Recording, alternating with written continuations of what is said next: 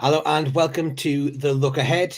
You'll probably see some familiar faces, obviously with myself popping up over the Christmas period to cover sickness and holidays. Obviously, Michael is probably a relatively common fixture in these videos, as is Mark.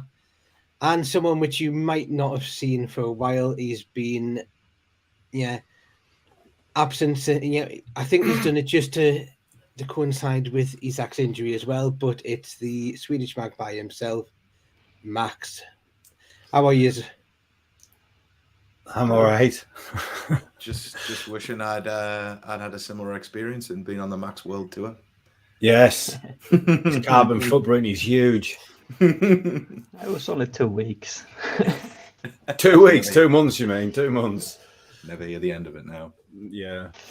Fair enough. But I'm glad it's good to be back. It's good to be back. Exactly. Every time we asked him, who wants to come on, he'd say, "Oh, I'm still on holiday. I'm still on holiday."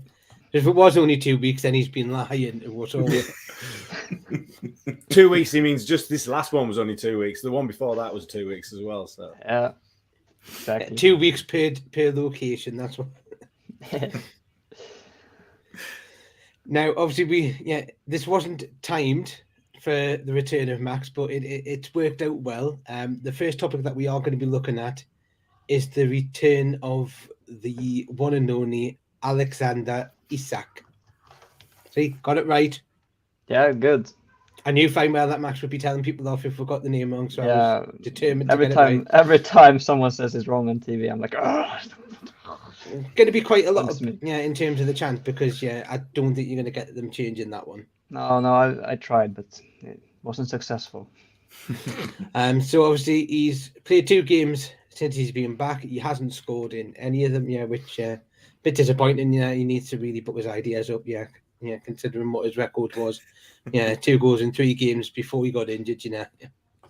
He's letting the side down. But in all honesty, what do we think the return of Isak is going to do to Newcastle? What's it going to do with the squad? Is he going to have to change position? Is he going to become a regular starter? Or is it just going to be the case that he will be on the bench until Callum Wilson picks up one of his undoubted injuries at some point in the second half of the season? Go on, we'll go with his fellow countryman. We'll go with Max first, because I'm sure Max has been dying to just speak about Isak. I've just wanted to speak about him, but I couldn't because he's been injured. Yeah, it's only right we go to Max first. Yeah, I'm really happy to see him back. It was a very nice moment when I saw him starting for on the Sheffield Wednesday game. It was a bit disappointing to see him miss the chances he got, but I thought he did well to get to the positions, and he showed the quality he has in those 45 minutes. And he brings something different to Wilson. Wilson is for a small man, is a good target player.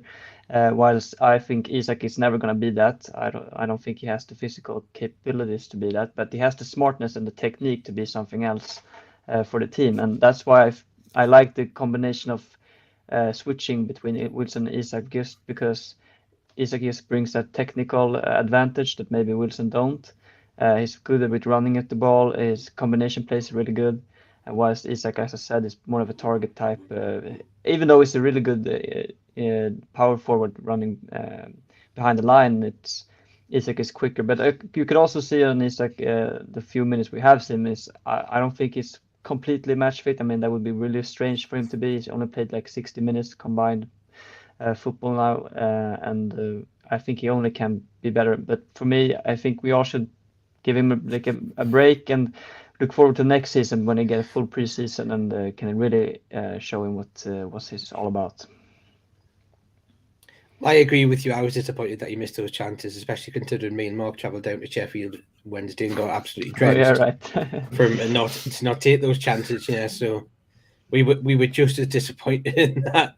I actually agree with you in one sense in terms of his match fitness, because I actually thought he was a little bit off the pace in the Sheffield Wednesday game, and I also think that some things which I did see with him is he seemed to be wanting a little bit too much time on the ball, which you're never going to get in the English game. You don't get time on the ball. That's the one thing which I think everyone loves about English football in the Premier League, is that it's so fast paced and you need to work hard, because if you want time on the ball, you're just going to lose it. We'll go with my fellow away day compatriot, Mark, and we'll go with your viewpoint. Your fellow sufferer, and yeah, it was a tough day, wasn't it? But yeah, zeroing in on Isak and his performance in that game, I thought it was a very bright 45 minutes for him. I thought he put himself about a lot. He really shone. It was interesting that he kept drifting out towards the left, which ties into the comment that just popped up there from Black Mamba. Is there a possibility that he can play on the wing? I'm sure we'll get into a discussion about that. And I think Max touched on it as well. He really does offer a plan B. So he is a different kind of striker to Wilson. Plan B is actually doing it a disservice. Not a plan B. It's just, you got two plan A's basically. I'm not saying one's any better than the other. Would it not be a plan E? Plan E, yes, it probably would be. I'll defer to Max on that one. But I mean, having your record signed, and how can that back to fitness? How can that not be a boost for the team? It's great to have him back. Great to see him back. Yeah, shame he missed a few chances, especially that header. I could just see the net bulging as soon as he headed it. I thought that's in. And unfortunately for us, it wasn't. So it wasn't to be. Nice to see Eddie's sort of putting him in for 45 minutes. I think you're right, Mark. I think that was pre-planned for me. I think he was always going to come off at half-time, and that made sense given the trials and tribulations he's been through with the injuries and the setbacks with them as well. So, yeah, it's nice to see him back. It'll be interesting to see what Eddie Howe does with him now, whether he's going to try and play the two of them together, Wilson and Isak, as part of that front three, or whether he feels like it's one or the other. I've got my own thoughts on that, but I'll keep those to myself until we get on to discussing them. Okay, so Mark wants to be secretive about his plans for Isak, so we'll move on to Michael.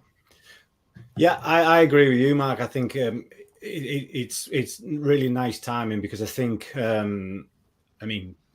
Mark, producer Mark, not other Mark. I mean, what you're saying about Wilson, because it is only a matter of time till he gets injured again. So I don't think we'll see him start on Sunday, but I think they'll just bring him back gradually because it is only a matter of time till Wilson gets injured again, isn't it? So it's a really timely return, and also it's just, it makes you realise, when they talk about him being our record signing, you think, yeah, it's not been really talked about much, has it? We're missing our record signing. It's quite something to carry through, which makes this season even more fantastic than it already is, isn't it? So it's not the kind of thing that Eddie Howe makes a big deal out of, and that's probably why it's not. But Eddie doesn't make a big deal out of anything, did it? He was his usual enigmatic self today when he was talking about playing them both together, and he's like, "Well, he could, I suppose, but."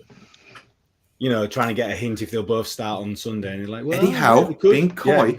Yeah, I know. So it's weird, isn't it? It's almost like he's like used to it. Yeah, it was. So it'd be nice to see him together, but I don't think it'll happen yet because, like Mark said, it's just going to be a matter of time till Wilson breaks down because he didn't look very good the other day, did he? So he looked a bit off for me. So didn't look his usual self. I suppose it's a good thing that Wilson can have an off day and we can still be picking up results because I think absolutely. That would probably be a little bit probably questionable about over, especially since they're coming back from obviously the World Cup break, is the fact that we've been a little bit profligate in terms of being clinical in front of goal. We've had plenty of chances in quite a lot of the games, but we just haven't been able to finish them. Yeah. Leicester probably looked like a game that was probably going to go along that same route because in the first half we probably should have been 2 or 3 goals clear. Yeah, we were that dominant in that sense, and this is a great segue through to the next comment that we've got now. Obviously, we've just mentioned the Leicester game. We've mentioned obviously everything on there. So let's just have a quick take back and let's just quickly pop back to a little reminder of Tuesday night.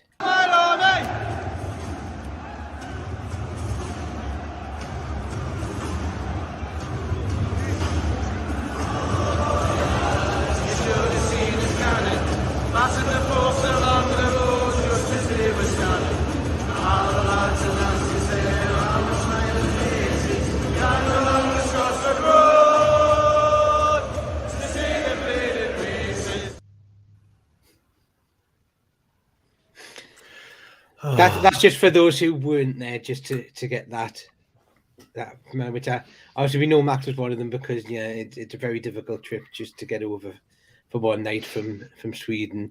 And I believe Michael wasn't able to get up for that one either. No. Mark, did you manage to get to that game, or were you? Yep, I was there. Thoroughly enjoyed it. Great night. Did so you have many your scarf? parallels. I didn't have a scarf. I know, sacrilege. What? So in that video, that one person that you saw with a scarf, Well, that's with like him. just like. I made up for it by being a general loud bastard in the stands. So wasn't that I'm sure- everyone though? Yeah. Well, yeah. But it was just such an occasion. Obvious parallels with Arsenal from last season for me. Obviously, slightly different circumstances, but in terms of the atmosphere that was generated and the way you just sort of felt, lads, look around, we've won. Almost before the teams come out, you're just like, how are they really gonna come here and do anything with this crowd on their back? I think that was a comment that was made by Keith Down. He says, for all the times that he's been there, that's probably the loudest he's heard St. James's Park when the players came onto the pitch. I probably have to agree with him as well, because that sort of like took me back a little bit as well. I actually think it was probably louder than what it was for the Arsenal game. It was just like deafening.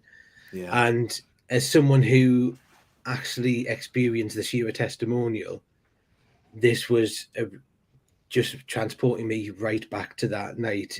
Yeah, just to see those scarves waving. And it was basically us saying to the world, this is us, we're back, and this is what we can do. And this is us in the quarterfinals. So you're just thinking, imagine what it's going to be like in terms of the semi-final, which thankfully Southampton did what they did, otherwise we would have ended up facing Man City for those two games. Yeah. I think there's quite a lot of fans who are looking at Southampton and going, right, yeah, that's it, we've got Southampton, we're booked at the final. That's not the way it needs to be, and that's not the way it should be, because whilst we were good, it did take a lot for us to actually get the first goal on Tuesday to get past Leicester. And this is a Leicester side that did have injuries and did have people out and haven't been on the best of form in that. Southampton, similarly, whilst they might not be performing in the league, Nathan Jones has got them performing in the cup and winning all the cup games. So it's going to be a difficult tie. It's not going to be easy. We need to make sure that we are still within, in with a chance at least in the away leg. But if we are, then I've got a feeling that the home leg is going to be deafening, because everyone will be up for it and everyone will be wanting to do that. Like I said, I'm not getting ahead of myself. I'm not one of those ones that are going, I'm booking me hotel for the final. I'm not doing that. Whatever it is, whatever happens, whatever that needs to do, we'll wait until after the semi-final to make those decisions on there, because I'm not going to get ahead of myself, because I made that mistake on Saturday, as Mark will attribute to, and it came back to bite us in the backside. So I've learned from that, and we will not be doing that. So question first of all, we'll go to you, Mark, because obviously you were there on Tuesday. What was your feeling of the game, like, from the start to half time and then obviously at full time? I just think domination is the right word. I really do. I think we could have been numerous goals up within the first 10 minutes, never mind the first half. And, profligate is the word. You've used it, Mark, and it's the right one. We've been very profligate in front of goal since coming back from the World Cup. With the obvious game standing out from that is the other Leicester game in the league, where we seem to take almost every chance that came at us. So it's it's Jekyll and Hyde at the moment, I guess. But the opening minute, you're just begging Sean Longstaff to finish it, especially after the misses he's had in recent games, and then the poor lad misses it. And then I felt extra sorry for him because he gets another couple of chances in the game. And this time, every other time, I feel like actually he hit it really, really well, and Danny Ward just pulls off a worldie, and I'm like, oh my god, the guy, he cannot buy a goal, the poor lad. And you just start to think, is this going to be our day? What's going on? It's not panic setting in, but the nerves start to sort of slowly come into it. And you felt that in the crowd. I thought the first 20 minutes in particular, the crowd was so loud. And it was always going to come down from that eventually at some point, just naturally. But it really, as half time got closer, you felt it like come down a bit and everyone getting a bit nervous. And obviously, it picked back up for the second half. So, yeah, it was a real worry. But then, as soon as Dan Burn gets that goal, my God, that's the hardest I've celebrated a goal possibly this season. I didn't realize how absolutely glorious his knee slide was because I totally missed it because I was just going absolutely ballistic when we scored. So that was something I just obviously saw after the game. And then the second goal as well, I just thought it was just a great team goal. The ball through from Miggy was absolutely lush. I think Wilson stopping it dead from the throw-in has gone sort of a little bit unnoticed. And the finish from Joe Linton as well, just absolutely beautiful goal. So just thrilled to be through. And I thought the atmosphere was, as we've touched on, was absolutely amazing, which was great considering I think the atmosphere in the previous Carabao Cup games at home hasn't been the best. It's not been terrible, but it's just not been the best. This was another level. It's probably the loudest it's been this season. And I thought we thoroughly deserved to win. Leicester, I just expected more from them. It seemed like they didn't learn any lessons from the game on Boxing Day whatsoever. Personally, I put that down to Brendan Rodgers being a totally one-dimensional manager, but that's just my opinion. But they didn't seem to come with a game plan to counteract any of our strengths again, which was very, very foolish, and they paid the price for it.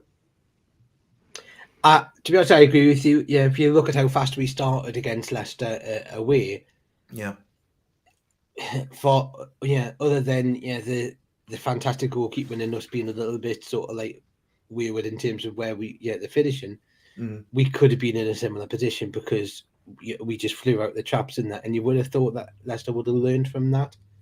Yeah, and the first thing that Brendan Rodgers would have been telling the team to do was just to try and stay tight and compact. Yeah, at least for the first set, to try and quieten down the crowd. But I think the mistake that he made was obviously allowing us to get the chances, which just sort of like G'd us up a little bit more. And we're going, well, hey, yeah, come on, we're in there. I actually didn't know, or I didn't really think of it until obviously going back and watching the highlights, exactly how many chances we did have, and how when you just look at it and you're going, oh yeah, I forgot about that one. I forgot about you look at the Bruno chance again right towards the beginning of the game where I think if he'd maybe went for placement more than power, it probably would have went into the back of the net. But you just look at those things. I also feel sorry for Bruno as well because he was targeted by the Leicester players, and it seemed like the referee was doing his utmost not to give them a yellow card. 100%. Yeah, we made one foul and the yellow card was popped straight out there, and you're sort of going, well, yeah, fair's fair. You need to do these sort of things on that sense. I do agree. Yeah, in terms of the celebration, I think every single fan celebrated the hardest when, obviously, the man himself, he's from Blythe, he'll never ever beat Dan Burn, decided to turn into Roberto Carlos for a minute and waltzed past two defenders, megged another one, and it wasn't pacey, it was placed. Yeah, and it was on his wrong foot as well. Yeah, I was going to say, there's two things amaze me about that goal. One, it was on his wrong foot. And two, it should be a physical impossibility for a man the size of Dan Burn to waltz through and squeeze past like two or three defenders. It was just wild. I know when I think someone says, they made a comment of, you might as well stick Dan Burn up instead of Chris Wood. He says, I actually withdraw that and I apologise to Dan Burn because he's better than Chris Wood. For sure. But I think the reason why he did the knee slide is because he knew finally he was running out of pitch. Yeah, he said he was going to do the Shearer, didn't he? He said there's only one way I'm going to stop myself, and that's dropping down onto my knees. Yeah, he said he was going to turn around, throw his hand in the air, and then thought, no, I'm just going to go around here. And I just think it was the elation of everything, and the fact that he scored as a boyhood Newcastle fan at the Gallagher end in a quarter-final of a cup competition. And like I said, I think everyone was just willing, either him or Botman, because either of those two, you just want them to score, you just want them to score. But boy, did he deserve that. And that goal came from what Eddie Howe does best, and that's our high pressing. Yeah. Because Dan Burn shouldn't really be, you wouldn't expect him to be that high up the pitch. Yeah. But he was pressing from there. I'm actually going to say, I actually thought Joe Willock had his best game for Newcastle United in that game. He was just all over the place, and I thought he was unreal. Yeah. And again, going to the second goal, again, where I am in the Gallagher, you don't see the pass, so you don't see how well the play was. But when you watch it back, it was the perfect pass from Miggy in terms, just the perfect weight. Big Joe just had to just sort of like run onto it and just stroke it past to make it 2-0. And I think at that point, I was confident. I went, right, we're going through. Yeah. I just didn't. I didn't think we were going to concede. I thought, right, it's 2-0 now. Let's get Wilson off. We'll rest him for Sunday. Give Isak a run out. Yeah, and even at that point, I was like, well, stick Maxi on as well. So it was all a part of those. It was just trying to rest those players and do what we needed to do. I would say my second best part of the night was obviously when you're watching the match cams after, see Nick Pope sing the Dan Burn song as he was walking into the dressing room. Yeah. Brilliant. Yeah, always brilliant. Absolutely great night. Although the one thing which I can say, which we need to be safe on in terms of that, is I don't think Dan Burn will be joining Strictly anytime soon. No, he won't.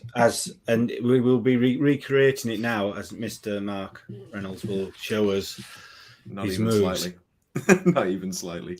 I did think one of the funny things watching the clip back is like if you watch the full clip, which was like live on Sky, where Eddie Howe's like doing a little speech beforehand before he goes over to Dan. There's a moment where he's obviously like trying to get him up to say a few words, and like someone else has said, "Do the dance, Dan," or whatever. And Dan's gone, "To hell with it. I'll just do." Bollocks to this. And Eddie Howe realizes he's not going to talk. He's actually going to do this. And the look on Eddie Howe's face is like it's just brilliant. I just like the way he danced like a lanky man would. Yeah. You know what I mean? He just had that, we've seen him in the flesh, so we know what he's like. For people who haven't, he's such a bloody unit. And he's just such a beanpole as well, isn't he? He was just brilliant. I think that's the other thing which you also need to look at is the fact that Eddie Howe allowed the Sky cameras in for that, which was great to see. And it was that, and it was especially, and I actually loved what he said. He says, "Look, I want you to take two things away from this. One is the feeling that you're in a semi-final, and the second one is Dan Burn's goal." And then obviously it showed you the behind the scenes of the photo. Yeah, it's just a hell of a dressing room to be in right now. It is, yeah. It's unreal, and I think it was when they were going away. I think it was the presenter who asked Heskey, would you watching this? Does this make you want to be back into football? Also loving the fact that Shea Given was there again. Yeah. Funny enough, he's been at both Leicester games from before. Can we get him? Yeah, just get him every time. Can we get him back for the semi-final as well? Because he seems to be a good cook, John. Hopefully he will. But no, I just think, Heskey. What you said about Heskey was because he said he wanted to be in that dressing room, didn't he? That's what he said, wasn't it? He said, "That's what I miss is that those lads doing that." So being with the lads. Exactly. I do also think they did Dan Ashworth dirty with the interview. Sticking him in between the two largest. Yes. Just bring Ryan. They should have brought Ryan Fraser out as well and just put him next to Dan in, just for a bit of scale, So you go, look how little he is as well. So blessed. But what a night. I mean, it was brilliant, absolutely brilliant. I was buzzing for ages. But I mean, we got to give it to Vardy. Thank you, Jamie Vardy, because I just went, oh, here we fucking go. Because I just thought he was going to score, I thought, all right, 2-1. Well, funny enough. But when he didn't, I thought, That's as it. soon as that first miss happened, out came the Jamie Yeah, your Vardy last chant, bit, and yeah. I went, I think this is probably the best chant of the night. I absolutely Yeah. love it. It is funny. I It's just the way he went, oh, for fuck's sake, like that, because it was what a miss. I mean, I think that not quite up there with Woods, but yeah, I think that miss got into his head, and that's why he missed the second chance as well. yeah. I think it's But quite telling that he had like really their only major chance at the game. Yeah. Fabian Schär, his performance against Daka. I mean, Daka must be thinking, Jesus Christ, I don't want to come up against these lot again. Yeah. It was absolute hell for him. And I think in particular, Fabian Schär just didn't give him a thing. Didn't give him an inch all night. Yeah. And I mean, there were great performances all around the pitch. And for me, he's one that went a bit under the radar. I think the three lads in midfield, it's probably between them for a man of the match. I couldn't pick one. So three lads in midfield. Specifically, Willock, Bruno, and Joe Linton. I thought those three were probably the contenders for man of the match. But one guy that went a bit under the radar, I felt, was Schär. I thought his performance was phenomenal. Yeah, absolutely. But the other thing, and I'm going to say, I actually also think Sean Longstaff sometimes goes under the radar as well, because he does a lot of like the dirty work, or the work that you don't focus on because it's not the glamorous stuff. Yeah, it's not the sexy one, is it? Yeah, you'll look at the fact. Yeah, you'll watch the Bruno doing the challenges and that. Actually, that's one thing which we need to pick up on Bruno. Oh, I know one hell of a challenge. Yeah, with the one Perez. Yeah. And he had that coming, didn't he, Perez? He had that coming. I mean, I didn't like it when they booed him, but by the end, I was booing him as well. It wasn't like a Perez that villain. he injured, wasn't it? That he tackled. It was it the ref? Yeah, no, but he tackled another player, and I think one of the commentaries I'd seen was, if you take down the ref, you can't say you're fouling the other players. Yeah. It was Harvey Barnes, I think. I think it was Harvey Barnes. It might well have been, yes. But yeah, when you look at that, that challenge by Perez, I think did that because he was getting fed up and he was getting frustrated on that. But that challenge came from the fact that others were allowed to let slide on him, and that I think it could have been a lot worse in terms of the injury there, because you can see where the studs were showing, because he showed a picture of that. Yes. So with that one, I do think refs need to be looking a little bit more. It's going to happen to him though, because he's just the guy. Yeah, but there has to be a happy medium between. Oh yeah, absolutely. The overzealousness of the referee that we had in Arsenal, which just seemed to be popping out a card as if it was Clinton's at Christmas, and not showing any cards. You need to have that in between in there. I think at one point when he was booking Perez, he actually said, "Look, you're doing 1, 2, 3, 4." Yeah, he did. He showed him. Yeah, and I was like, "It's not just for this. But you're lucky I haven't done this over there." He did one, and he got a yellow for it. You just need to look at those things. But what we'll do is we'll move on to the semi-final. Max hasn't really been able to see him on the quarter-final. Question though, firstly, were you wearing your Isak top for that game? No, I did not. I switched. So for you who don't know, I wore my Isak shirt, which I bought in Newcastle for the Sheffield Wednesday game, because I think he's coming back. It should bring luck, and he missed 2 chances, and we lost the game 2-1. So I'm not gonna wear that for a while. What did I tell you, Mark? I told you at the game. I said the reason we've lost is because Max wore the Isak. He was straight on you. I mean, I think Mark's looking for an excuse because of his fate tempting that he was doing, but which I can't really blame him looking for an excuse. So you'll just have to, you'll just have to take this one. I'll take it. But I switch back to this one, which I have worn every game we have not lost since. So I'm gonna wear that till we lose, and hopefully that's not soon. So yeah, what was the question? The question was, did you wear your Isak top, which you've answered? Oh yeah, I did. Yeah, I'm guilty. Good. And obviously the one is, what's your thoughts on the semi-final draw? Yeah, but could we have had an easier team? Could we have had a better draw? Yeah, or what's your thoughts on it? I think the team to avoid was Manchester United, and we avoided them. So since they seem to be in really good form right now, And also the two other teams, Nottingham and Southampton, are both in the bottom of the league and are both fighting for survival. So for me, those were the optimal opponents. But it's also scary because it's a cup game, two cup games. So they can get a 1-0 win at their place, and we get a 0-0 draw at our place because they're just all behind the ball and we can't score. I'm pretty sure it's not going to be like that, but I'm like you, Mark. I don't want to jinx anything because I want to go to Wembley or even go to Newcastle to watch the final, but we're not there yet. And we've got two tough games against a good side that's been underperforming. That's my opinion about Southampton. They have some good players, but they're underperforming, and I hope they don't get momentum from that City game. I hope they are bad, like they have been the previous games, but we'll wait to see. I think we're too good for them, but I don't know. It's a cup game. It's scary. You never know what's going to happen. Well, if Max does travel over, he'll probably be the only one in Newcastle because I've got a feeling there'll be quite a lot of people. I'll be in London. In London, regardless. Yeah, ticket or no ticket. Might be so. It's going to be easier to get a flight to London, to be fair. So maybe I can do that. Now, you did mention obviously the fact that in terms of not going too far. One thing which could be to Newcastle's advantage is that over the weekend in between the semi-final games, Southampton will be facing, I believe it's Blackpool, in the FA Cup, whilst Newcastle United will have a free weekend, courtesy of the Chris Wood miss, which meant that we went out against Sheffield Wednesday. Do you think that could be?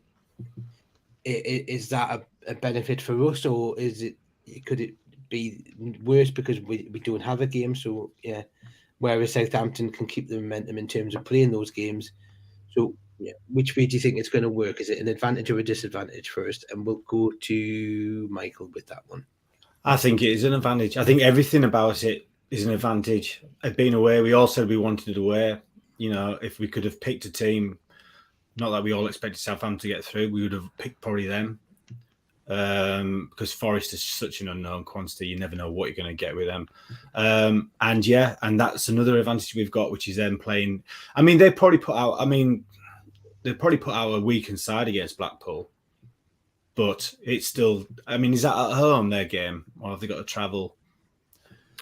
I think it's at home. Oh, okay. Right. Well, it's still a game that they've got to play, and we haven't. And it means we, as we all know, we play with such intensity. It means that we're going to be fresher for it. So it's all falling into place for us, really.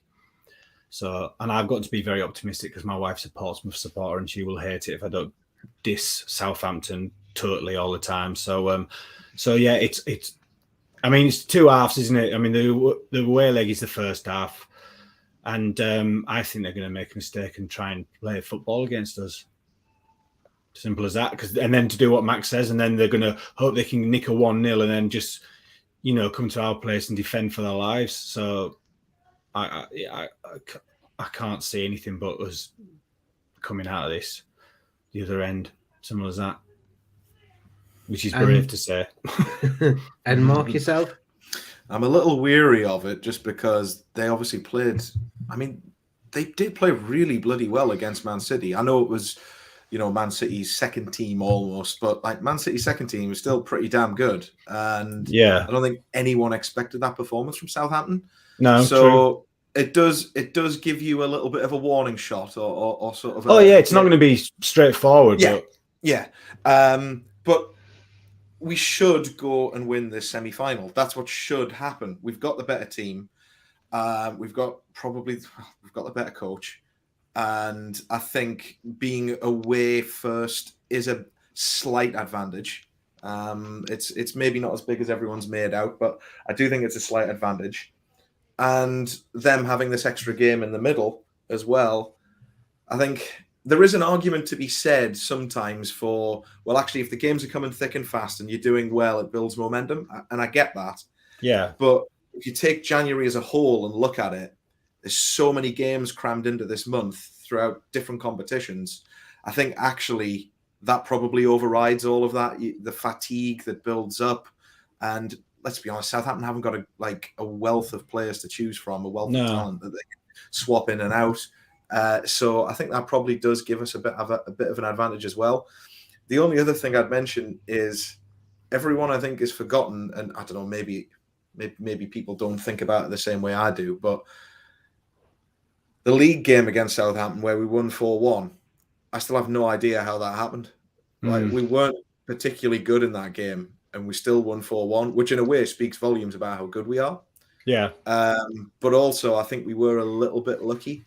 So we really need to turn up this time. And we don't want to leave anything to chance. But say they win 3-0 at St Mary's, and then they come back to our place. I mean, I can't remember which one of the entertainers said it. I can't remember if it was John Beresford or Ginola, one of them, saying basically the Gallagher, especially, they will suck a goal in if they need to, that crowd. And we're going to be so up for it, as simple as that. Even if we're behind, we're going to have that belief. I believe that we can do this, unless they absolutely murder us. That's the crazy thing about it. I would say 2-0, maybe. Like if we're losing 2-0, you maybe have that hope that in the home leg we can do it. Yeah, I think at 3-0, I think the confidence would wane a little bit, because you'd be looking there going, we need to score 3 goals and not concede at home to even take it to what could potentially be extra time or penalties or whatever it is that decides the semi-final.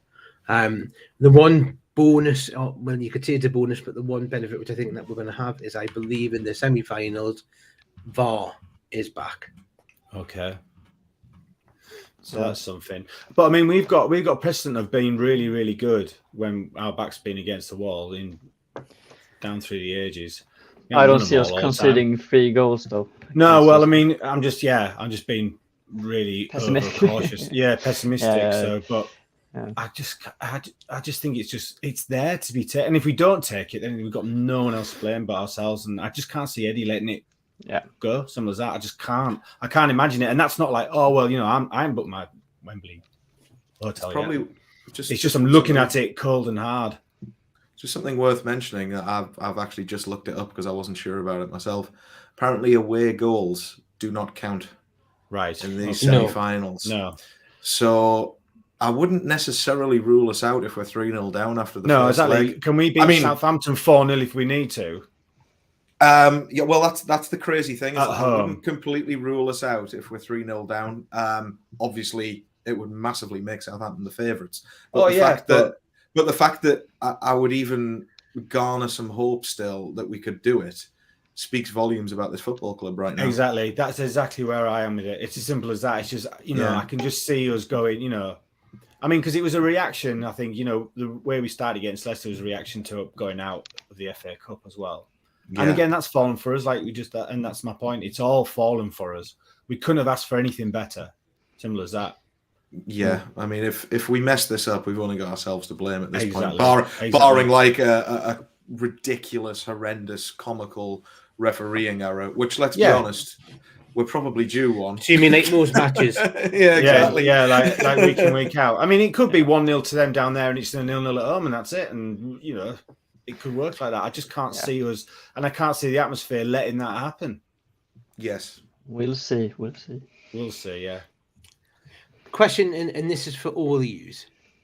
If you had to make the choice now, win the Carabao Cup or finish in the top 4, what would your decision be?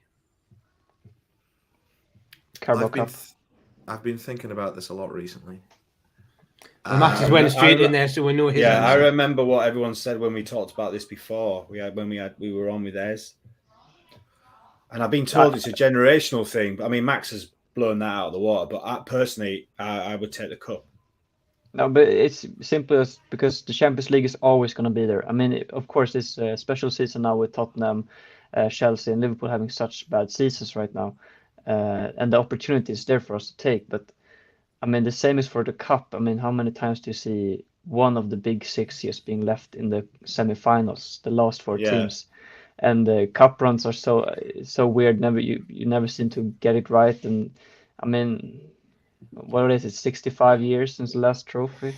I mean, Yeah, domestic one. Yeah. The champion. I mean, yeah. the Champions League wasn't even a realistic target for the start of the season. No. I mean, we're ahead of progress. So if we keep on building what we already have, I'm sure we're gonna get there again. But the cup is the cup. And we've got no Europe, we've got no FA Cup to worry about. So Exactly. once February's done, that's it. Then we charge off again. Hopefully, everyone fit and hopefully buoyed by playing in the winning the cup for the first time ever.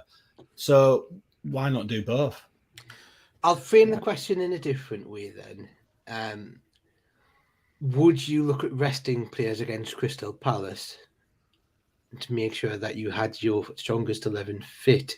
Yes. And ready for the game on Tuesday against Southampton in the first leg. Yeah, we haven't got Sheffield Wednesday proved that we haven't got the team to have our big guys out. Simple as that. Yeah. So yes, it's yes all day long for me. I think I agree with that. I do. And I'm kind of surprised I'm saying it after, witnessing what I did at Sheffield Wednesday when you put out the second team. But I do think I kind of agree with that. My thinking on this has changed.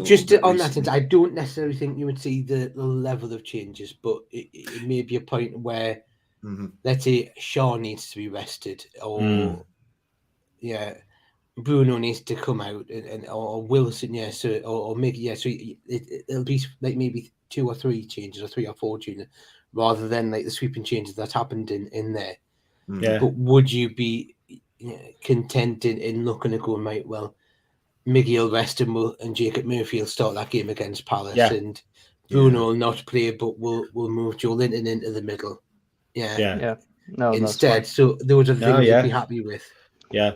No, that would as long as Chris Wood doesn't play, I'm all good for it. I've got a feeling he might. Oh, no, please. No.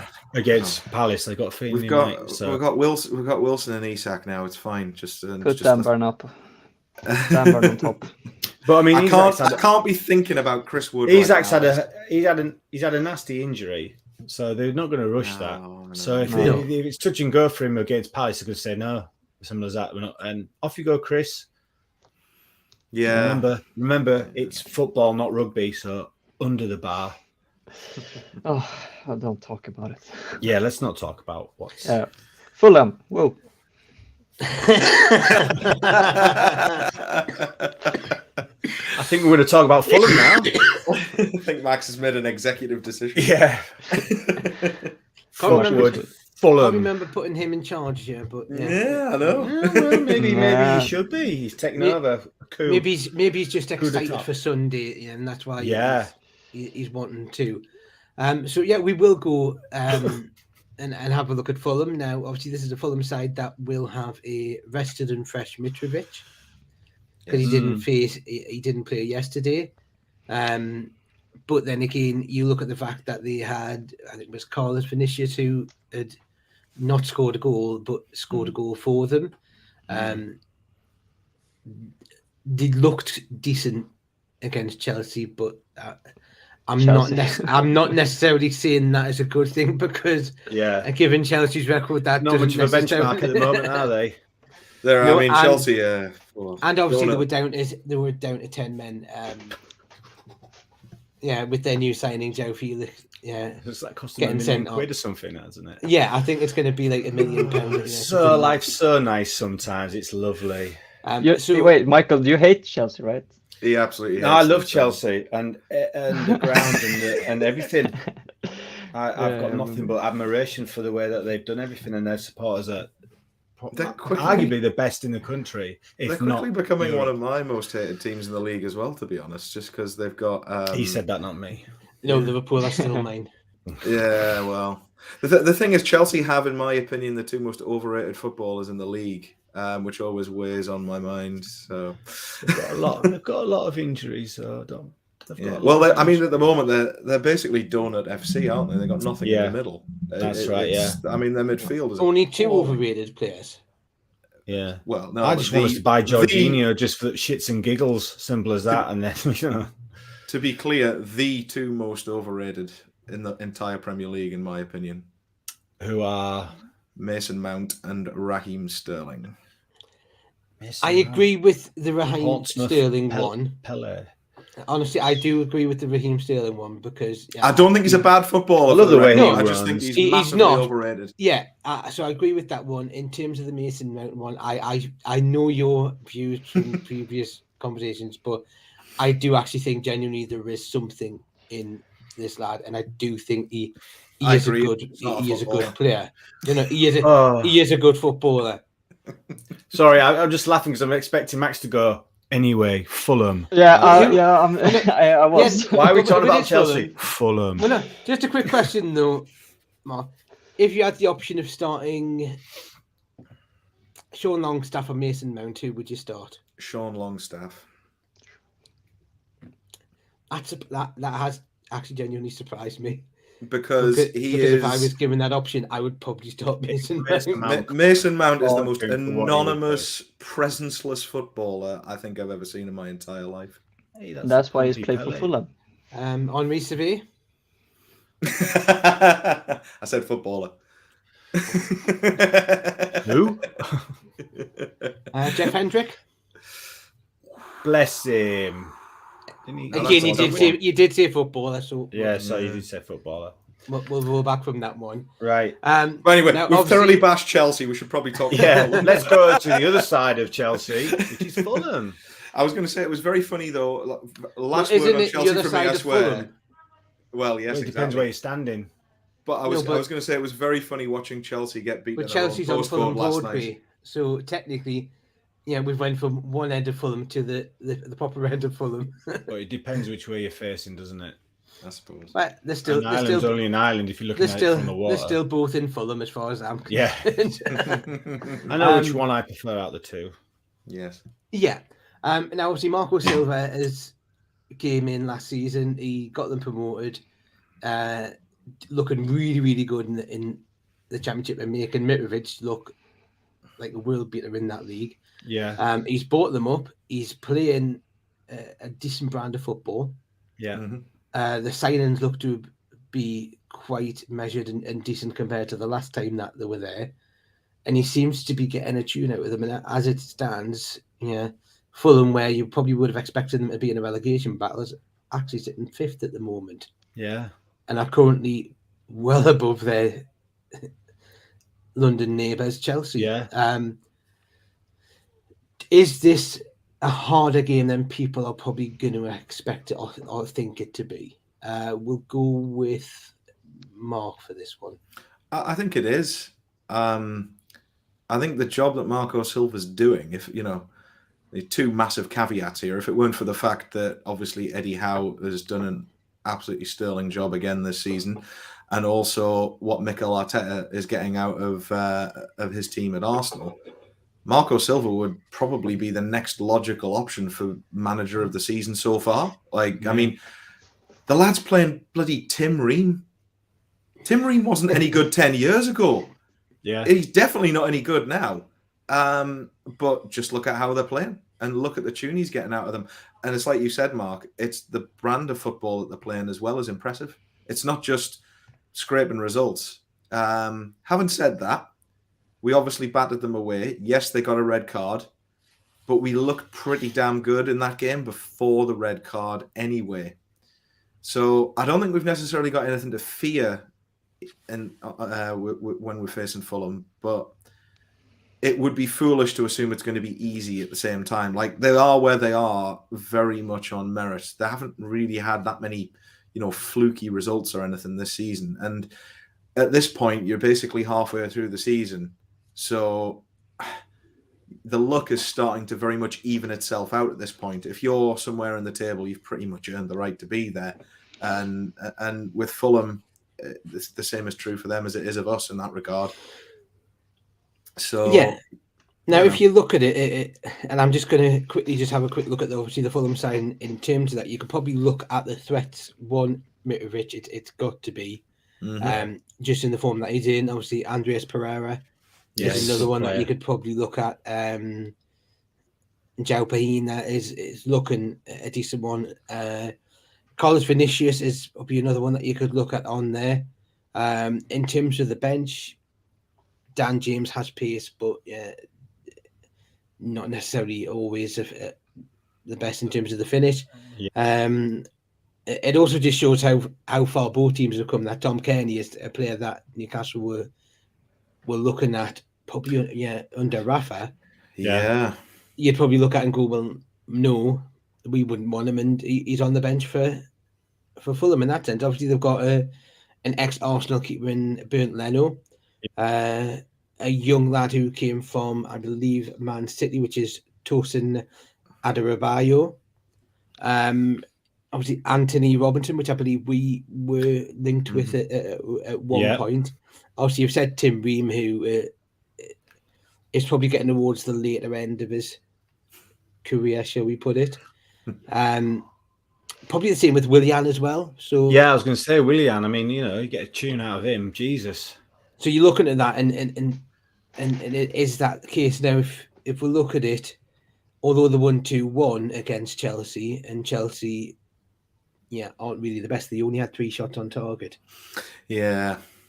So if we're looking at that, you also look at the fact that at this moment in time, in terms of our record, we've won 9, drew 8, and lost 1. Fulham have won 9, drew 4, and lost 6. Our goal difference is 21. Theirs is 4. So point-wise, you've got to take them seriously, but you then also look at whether or not defensively the good, which I don't necessarily think they are. I think defensively they're probably not that good at the back, but it is something. I'm gonna love the matchup between Botman and Mitrovic, to be fair, because I just think that's going to be one heck of a battle. Yeah, that is a ding dong, that one, isn't it? Yeah. I mean, that is going to be like, Exactly. I think that's the one that we need to be looking at. The one thing which I'd also just point out with regards to Fulham as well is their last 5 games they've all won, so they're on a good record in vein of form. But whether or not that comes to an end is a question. Whether or not we can put an end to it, whether or not we need to look at that. I think what I would probably say more so, and it's probably whether or not others agree, this is the weekend where realistically we need to be taking points, because if you look at it, Spurs are playing Arsenal, Man City are playing Man U. So they're all playing each other. You've got that. Brighton are playing, I believe it's Liverpool. Yes, that's right. Yeah. Yeah. Max has had a no. Oh, he's back. Sorry, someone called me. Was it Isak by any chance? Yeah. I'm just checking if he's fit to play or something. And I think Palace are playing Chelsea. Yeah. So you're looking at that and going, the last time, I think it was the Leeds game where games went for us, but went against us in the same respect, because obviously we didn't take the chances. We didn't capitalize. So this is the sort of game that we need to look at. I think this is going to be a really good test, isn't it? Because you can't help but the lads thinking about what's going on over in a couple of weeks. It's going to be really. I hope I'm wrong. I don't think Eddie Howe would allow any. No, I don't think he will. Doesn't mean that they have won't. their mind on that. No, I don't think that he won't, but it doesn't mean that they won't be thinking about. I'm not gonna. They've got 2 games. They've got the Fulham game and they've got the Palace game. Look at Southampton. So we look at it like they're playing for places, don't we? So. Well, they certainly weren't against Sheffield Wednesday. No, well, exactly that lot weren't. So, I hope I'm wrong. I just think it's a I wish we were facing Everton or someone like that, or West Ham. I wish it had been a bit, because they're in good form, Fulham, and they're all right. You don't get to 5th and not be decent. I just think this game, if you can win it, Newcastle did massive. It under Alan Pardew. True. Yeah. If we can win this game, it's massive because of what you were just talking about, Mark, the fact that a lot of our fellow top 4 contenders are playing each other, so someone's going to drop points somewhere, and we need to capitalize on that. But also, our run of fixtures after this is quite kind as well. Yeah. So if you can get over this one and just push that confidence on, it could be a snowball effect, I think our games are Fulham, then Palace, then Southampton home and away. We'll go with it. Then West Ham at home, if we're going off the league game. Yeah. Then it's Bournemouth away, then Liverpool at home. That's right.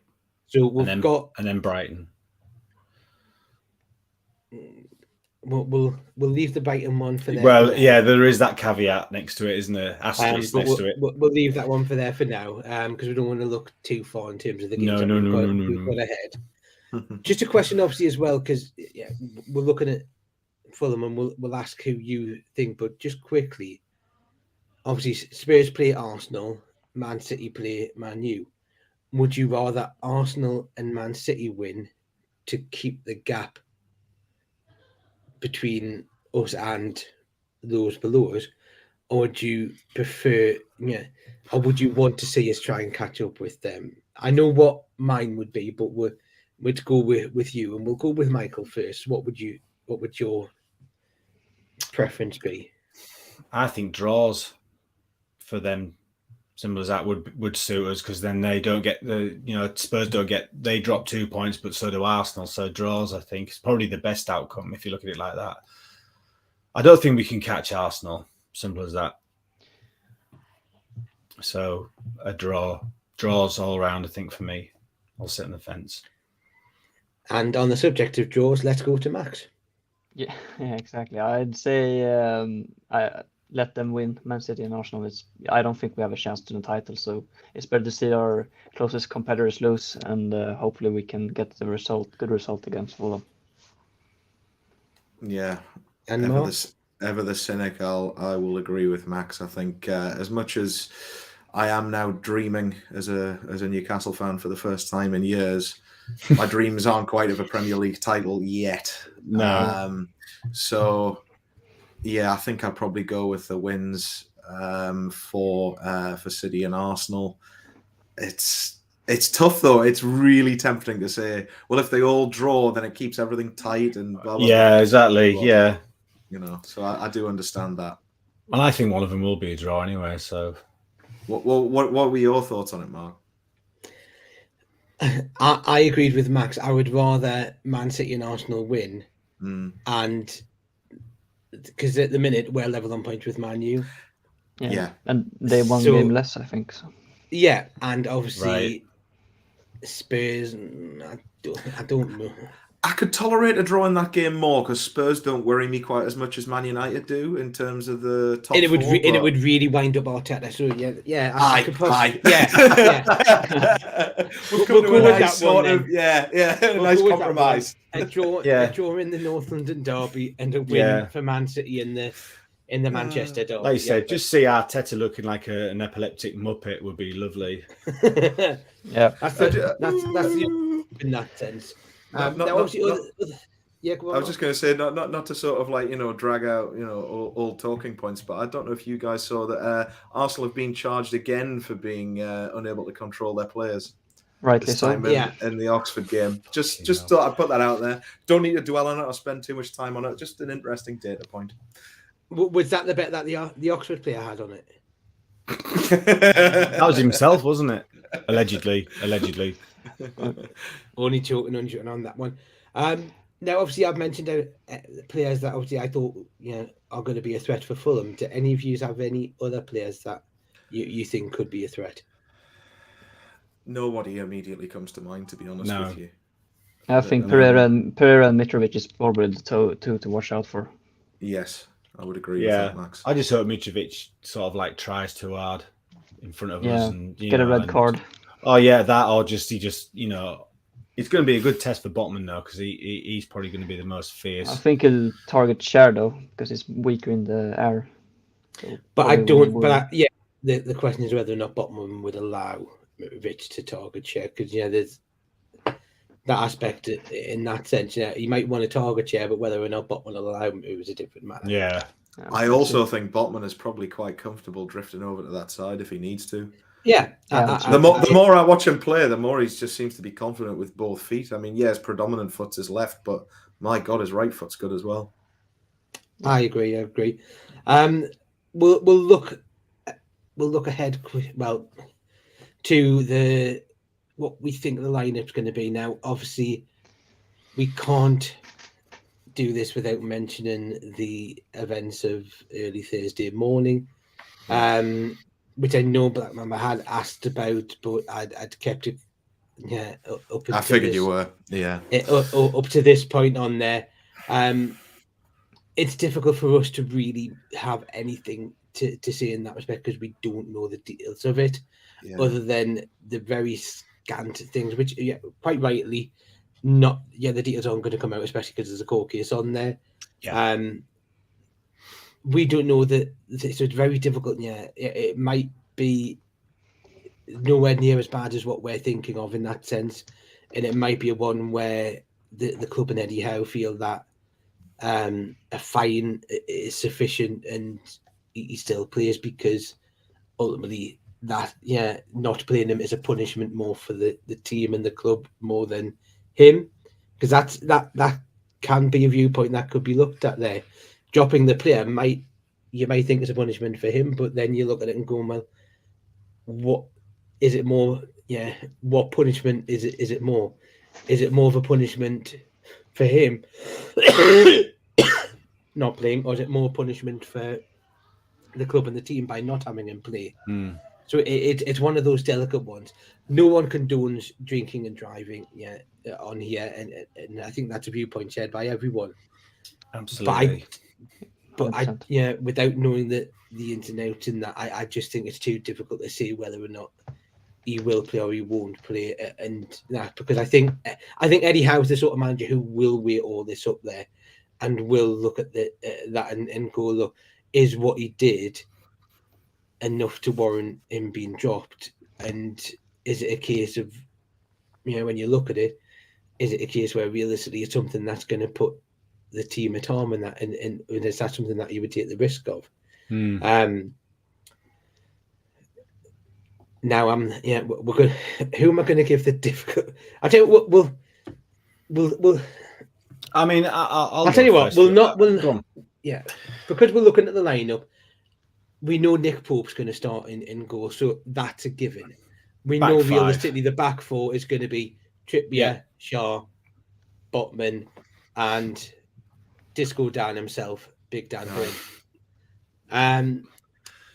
Do you think the midfield will stay the same? That's the first one in that sense. Do you think it'll stay the same? Do you think it'll be Willock, Bruno, and Longstaff? And we'll go for... Who am I going to give the easy one to? We'll go with Michael. Yeah, I think it will be. Again, if Joe Linton plays or not, no one knows. Simple as that. That take him out of it, as it were. We can't judge that. But yeah, I think it will be the same team that played against Leicester. Simple as that. Minus maybe Joe Linton, because he doesn't like. He doesn't like to swap it out. Simple as that. He just doesn't. He just likes that 11. Yeah. Simple as that. A question which I'll put to you, Mark. Looking at the way that Fulham playing on that right-hand side, could our left-hand side cope with dealing with Fulham's right-sided players, starting maybe St. Maximin over Joe Linton? If you'd asked me earlier in the season, I'd be a bit more trepidatious about doing something like that.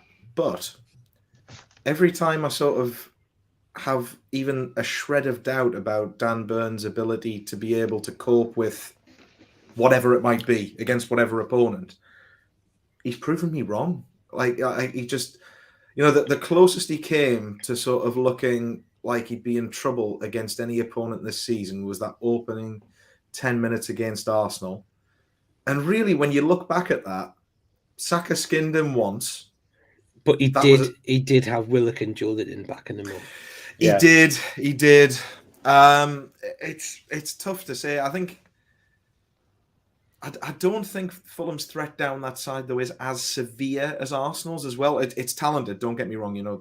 Absolutely that's true. But I've just got so much faith in Dan Burn right now, just because he does seem to keep proving me.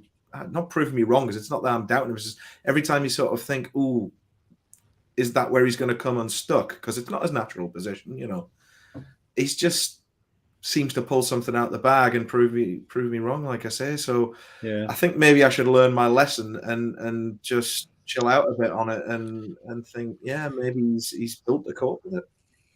Okay, well, we'll give Max the choice. Who starts on the, because we know fine well it'll be Miggy and Wilson, the other two. So who starts on the left on Sunday? Is it Joe Linton? Is it Maxi? Is it Isak? Or is it Murphy? I think Sam Maximin will start. But I also do think Joe Linton will start, but it's hard to tell. I mean, it might be best for everyone if he sits this game out. And you can give Maxi a chance. I mean, he's been waiting, itching for getting his opportunity. I think every time he's come on, he's done a good job, and he's been creating problems from the first minute he get the ball. So I'll give him the opportunity now to show what he's about, and maybe show that he also can contribute in defense. And do you think it might be better maybe start Maxi and then potentially bring Joe Linton off the bench if needs be? So yeah, in essence, the punishment is being served, he's being dropped. Yeah, because I think if it does happen, he would be dropped, but still in the squad in terms of substitutes. So the one thing is with that, it would mean Willock would have to be more in terms of the central. Well, actually, you say that, but sometimes ASM sometimes like drifting in there, so you might still get the swap between Willock and ASM because they've done that again as well. So right, so we've made the decision. It's the same team against Leicester, but we're going to have ASM instead of Joe Linton. Yeah, I think assuming Joe Linton doesn't start. I on the Joe Linton thing, I genuinely don't know where I land on it in terms of do you play him or not. But the best argument I've heard so far to not play him, other than the obvious like moral argument and blah blah blah, is if he scores, that is going to be damned awkward. Yeah, that's that's probably the best argument I've heard, and it's just I still don't know where I fall on this because how would it? We're damned if we do and damned if we don't. So well, no, but just on your just to know from your step, what would make it awkward for you in terms of if he scores? Well, obviously you're going to celebrate because you've scored a goal. You know, it's natural gut instinct reaction. And then, but you're celebrating the guy who scored, and it's just so close to the fact that he's just been arrested. And but having said all of that, I agree that we don't have all the details, and the details do matter. Like, he could be just barely over the limit, which is also inexcusable.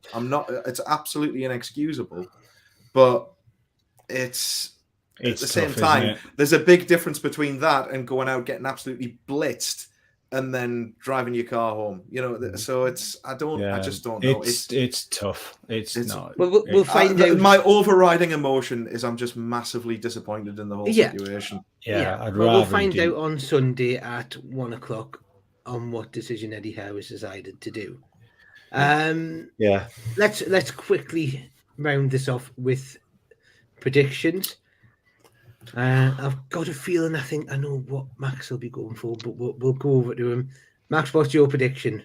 1-1 draw. I mean, this whole thing started when we met Fulham the first time. I said 1-1 draw, and since then it's been all good. So I'm going for the 1-1 draw again. That's fine. We'll go with that one.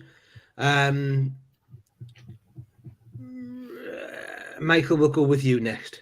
Well, because you have got me into superstitions and all that, I'm going to keep saying 2-2 till we lose, because I say 2-2 and we don't lose. So there we go.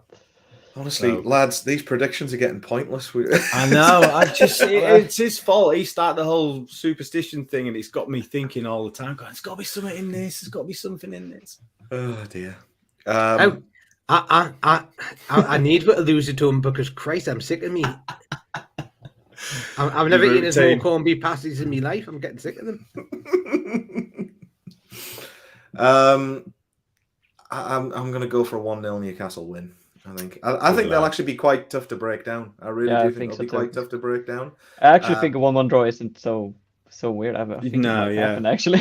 It could. Just fingers crossed that Mark has a bad feeling on Sunday and puts it in there. Yes, I'm saying nothing. Do it, Mark. I'm saying nothing.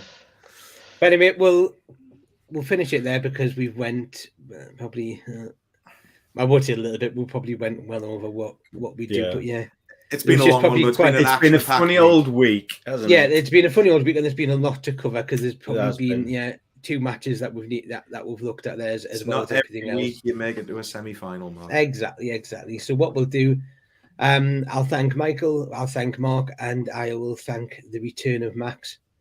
Yes. Hopefully it won't be as long as it has been before No. we see him again. But we'll probably see you next week for the podcast, and then again Yeah.